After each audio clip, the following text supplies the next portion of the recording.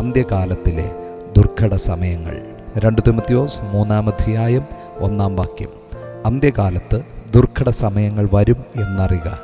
അന്ത്യകാലത്തെക്കുറിച്ച് നാം അജ്ഞാനികളാകരുത് എന്ന് ദൈവം ആഗ്രഹിക്കുന്നു.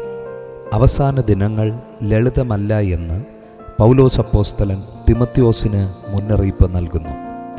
അന്ത്യകാലം എന്നത് സമയത്തിൻ്റെ ഗൗരവം നമ്മെ ഓർമ്മിപ്പിക്കുന്നു.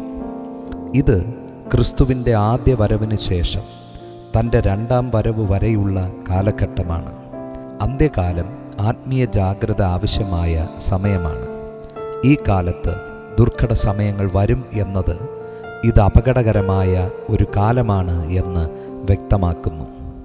മനുഷ്യനെ ഭയപ്പെടുത്തുന്ന, തളർത്തിക്കളയുന്ന ഒരു കാലമാണ് ഇത്. പ്രകൃതി ദുരന്തങ്ങൾ മാത്രമല്ല, മനുഷ്യൻ്റെ സ്വഭാവത്തിലും തകർച്ച സംഭവിക്കുന്നു. മനുഷ്യർ കൂടുതൽ ദുഷ്ടന്മാരാകുന്നു. ആകയാൽ ഈ കാലത്ത് ഒരു ദൈവ പൈതൽ ഭയപ്പെടുവാൻ പാടില്ല.